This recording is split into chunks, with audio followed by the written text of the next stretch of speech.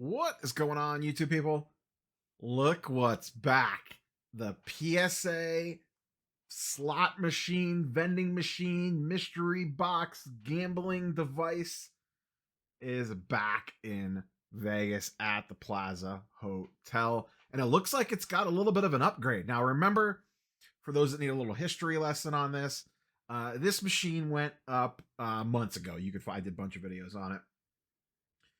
In the Plaza Casino in downtown Vegas, and it had very prominent PSA branding on it, and people were thinking that it was actually a PSA product.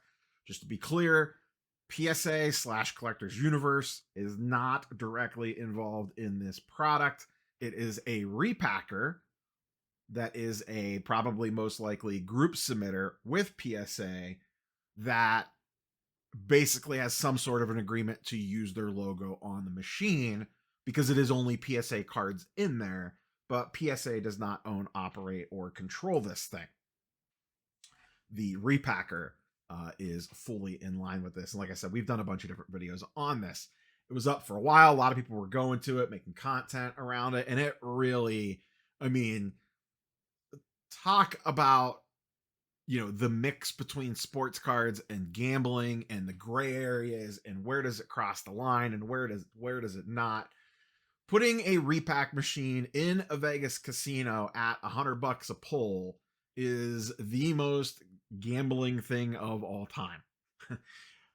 And it was almost so on the nose, it was comical. Well, it disappeared for a while, but now it appears it is back. And I don't know how long it's been back. They say new, so maybe this is more recent. But it looks like I got a little bit of an upgrade. I don't remember all those fancy LED boards on there before, and you'll kind of see it in action. I will play this little clip that was floating around on Instagram via Casino Comp Wallet. And it's funny to listen to them talk about this thing. And they say a very, I don't know if it's interesting phrase or just some interesting stuff thrown out in here. I'm going to play it real quick. It's only like a minute long, if that.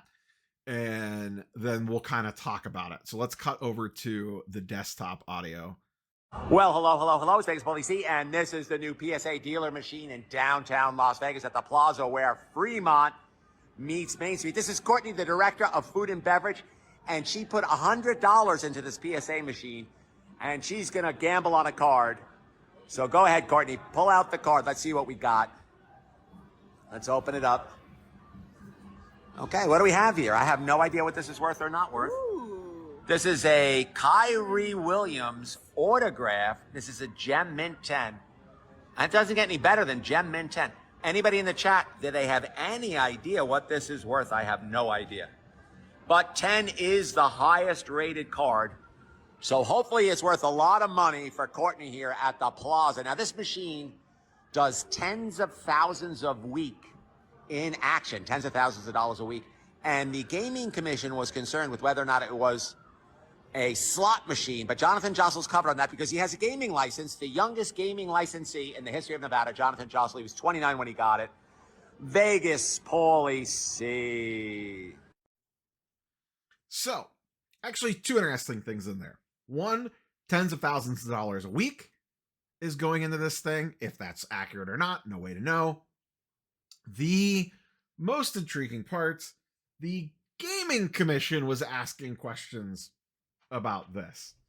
Now, he kind of brushes that off as it's in a hotel casino, and the casino has a gaming license already.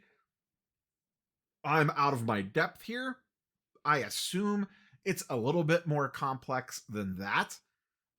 Someone in the comments below probably knows a lot more about this stuff than I do. I assume it's like the machine itself has to be approved with payouts and odds and that sort of stuff. Maybe I'll ask Flipping Steve, since he works in the casino business, how the back end of that works. But I would think they would have to sign off on the machine. Just the fact that you have a gaming license, I don't know that that would be enough to cover it. And you could really start getting into the weeds if they look at the machine, and they view it as a slot machine? Do you have to have payout odds? Do you have to have, you know, a hit every so often? Like I said, I don't know how that stuff works, but I just feel like there would be a lot of questions to be asked in regards to the, shall we say, legality of something like this. And once again, I talked about this back in the day when this thing first popped up. This really feels like you're asking for it.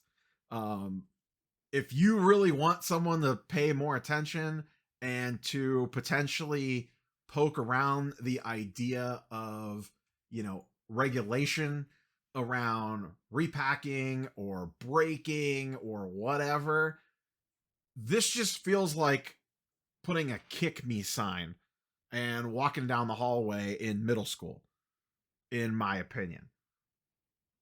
It just feels like you're legitimately saying, here I am illegal gambling. Everybody knows it, but no one wants to recognize it. Now, with all that being said, do I actually think anything in this will ever change? Ever is a very long time. I think in the short to medium term, probably not. As much as we all know, especially something like this is truly gambling, because you have no idea what you are getting. I'd be shocked if there was any sort of checklist on here. Versus a box, you have stated odds, you have a checklist, you have certain checks and balances in place. Though they might not be spectacular, you at least have something. Breaking skirts that line a little bit more, repacks skirt that line even more, and then I think this skirts that line even more. And this just feels like, hey, I'm right here. There's literally bright, shiny, exploding lights all over me saying, look at me, look at me.